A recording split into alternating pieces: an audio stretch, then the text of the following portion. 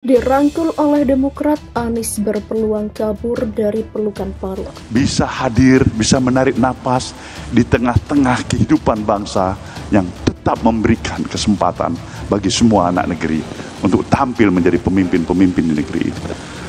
Jadi kalau ada yang menyatakan, ini berpihak pada si Bung Anies, salah itu.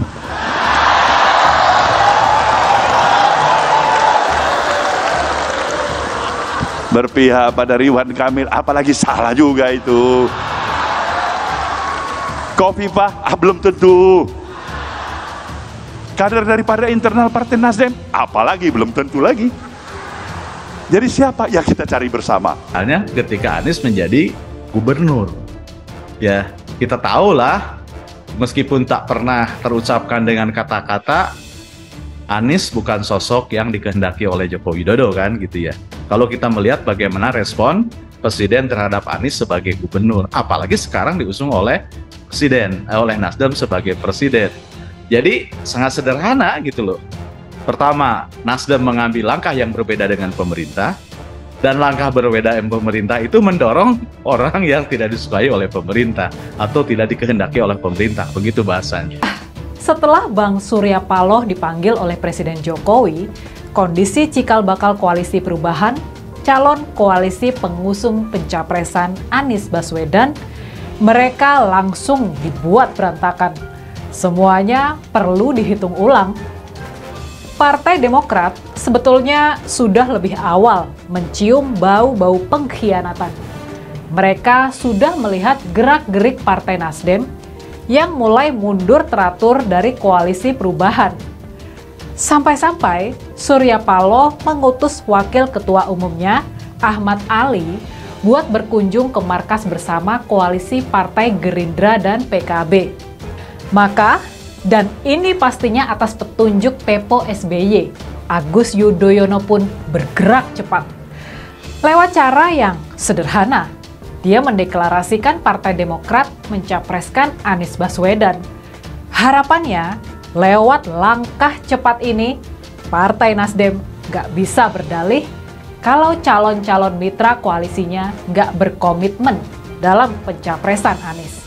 Setelah Partai Nasdem menyatakannya sebagai calon presiden, Anies Baswedan benar-benar berada di pelukan Surya Paloh. Saat melintasi berbagai daerah, Anies selalu dikawal oleh anak buah Surya Paloh. Kini Demokrat mencoba merangkul Anies dengan mendeklarasikannya sebagai calon presiden. Dengan dukungan Demokrat, apakah Anies akan lolos dari pelukan Paloh?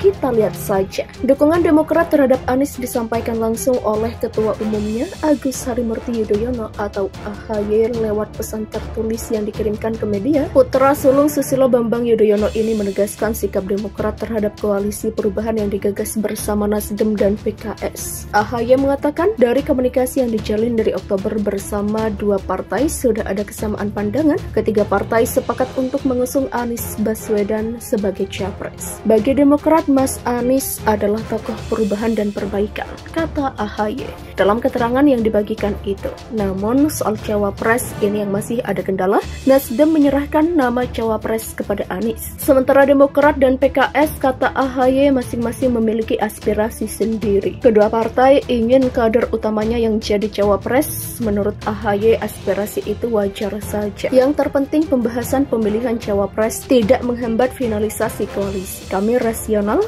jangan sampai faktor penentuan cawapres ini justru menjadi hal yang menghambat bagi terbentuknya koalisi perubahan. Untuk itu, Demokrat akan mengajak PKS agar menyerahkan keputusan cawapres kepada capres yang kita usung. Dengan demikian, tiga partai memiliki kesetaraan yang sama dalam koalisi, kata AHY. Layu sebelum berkembang, demikian katanya. Sementara itu, pengamat politik dari Universitas Paramadina, Hendry Satrio, menilai peta koalisi saat ini memang masih dinamis. Menurutnya, berbagai manuver politik tersebut tidak berarti apapun jika tidak disertai dengan deklarasi calon presiden. Keberadaan sekber pun tidak menjamin koalisi akan berakhir di pelaminan. Sekretariat ya sekretariat saja, kan gedung bisa dibubarkan itu. Berbeda kalau sudah ada deklarasi capres-cawapres, ujar Hendrik kemarin. Menurutnya saat ini semua koalisi masih dalam situasi sama antara KIB, KIR, dan koalisi perubahan, di mana masing-masing koalisi belum melakukan deklarasi capres. Dikatakan Hensat, peta politik tersebut belum ada perubahan, belum akan berubah selama tidak ada faktor pemicunya yaitu deklarasi Capres-Cawapres.